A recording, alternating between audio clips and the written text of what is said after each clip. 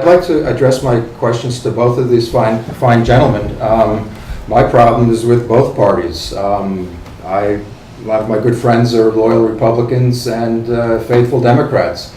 But my point is, how can we, with both parties, one party in power and the other supposedly the loyal opposition, how do we get to the point where we have this corruption in our schools? It's all over the news. I hear from my friends in Europe about Tom's River. The FBI is indicting people right and left. These are not frivolous indictments. This is, I know they're innocent until they're proven guilty, but this is a political discussion. And how did this come to pass on Mayor Kelleher's watch, who's a very astute prosecutor, who was watching the store? I mean, everybody knew that this was going on. How can we trust the two-party system when you didn't even know that this was happening? Mr. Kelleher? Well, I'll tell you this, as a prosecutor, we never got a single complaint or any indication to believe that that kind of stuff was going on. You have to understand that the governing body of the town, either under Paul or me, have no control over the Toms River Board of Education. Paul has an idea to have a liaison, that may be fine. The board elects their individuals to the board proposes a budget, it's submitted to the Mayor, public. every quarter you write a check to these Oh, people. sure, that's under the law. That's under the law. Yes, but you have the hammer. You write this check every quarter. You don't understand. You We have to demand accountability, sir. Okay, and we do And the that. people require this of you. Mr. Brush? Good question, Mr. Flatt. The Toms River School Board forever has been dominated by one political party, and the attorney for the Toms River School Board is the partner of the Republican Party chairman. My running mates and I, Robert Bianchini, Mary Malgeri, and Michael Sage, we supported the three people who ran as opposition candidates. One was a Democrat, one was a Republican, one was an independent. And we feel that that's what has to be done. There has to be change on that school board so that there's accountability. There's too many conflicts on that school board with sitting previous board members, veteran board members. There are too many conflicts on that school board. So you need fresh blood, you need fresh ideas, a different perspective. And by the way, we need that in town hall also. I work very well with this council. They were not friendly to me.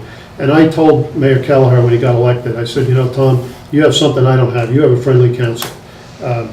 I still accomplished a lot with the Republican council, and I think I have their respect.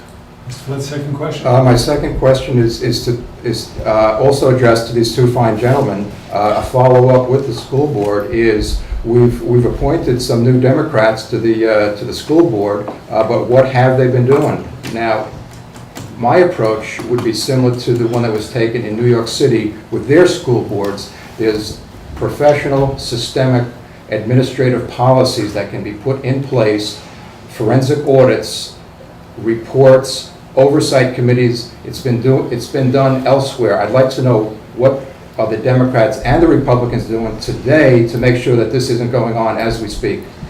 Mr. Brush? Should I go first? Well, I know for a fact that they voted against some contracts which would have been routinely rubber stamped by the previous boards, and they raised those points and they raised those questions that why are these contracts being approved? Some of them are annuities and things like that. So that they are making their presence known, but you don't change things overnight. And I think they're making progress, and I think we have to continue supporting change at the school board.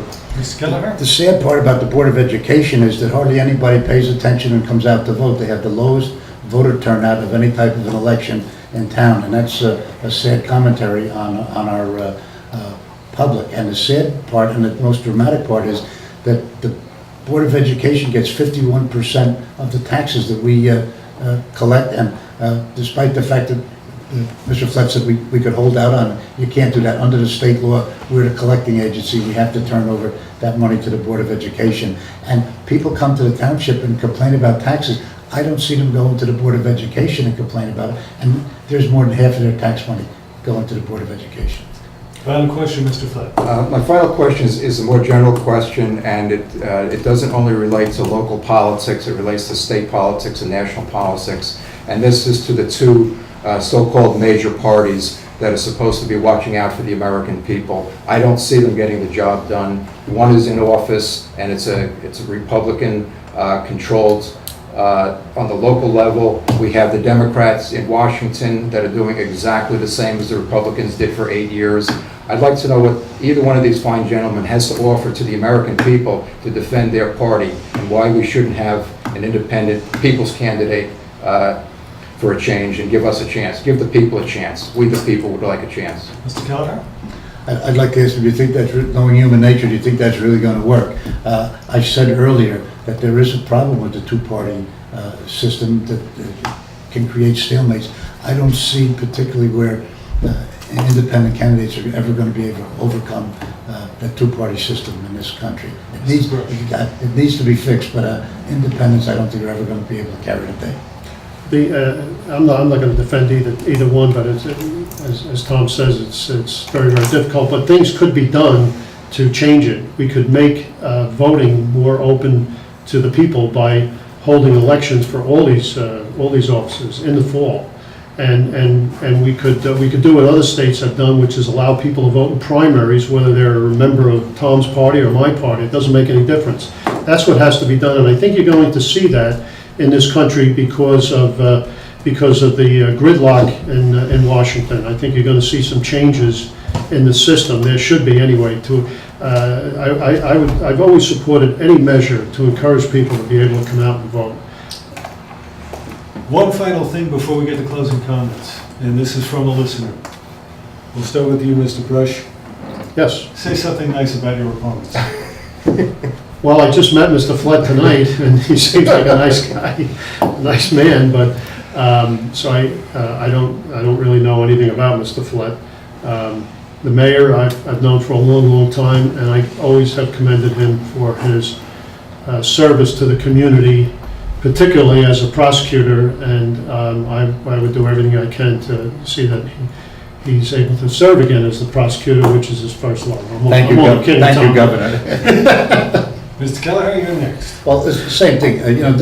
This campaign is not a personal thing. I've known Paul. He's been in public office. He's been around for many years. I've seen him from being in scouting and other civic groups. I'm on the board of the Chamber of Commerce, and Paul is. So, and Paul's wife, as a matter of fact, worked with us in the Ocean County Prosecutor's Office. So we've had a long-standing relationship, and anything I say here tonight certainly is not to be taken personally. With respect to Mr. Flett, Likewise, Tom. I only met him a couple of weeks ago. He was kind enough to come in and introduce himself to me, and we sat and had a nice conversation, and that's really about all I know about him. But he did say something that was kind of interesting when I said, Don, why do you want to run? And he said, well, I want to build on all the good things you've done. And I said, don't you think it would be better if I just kept doing it myself?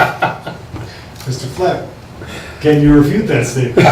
No, I'm going to let that go past. I can't say anything bad about these fine gentlemen. They're fine professionals.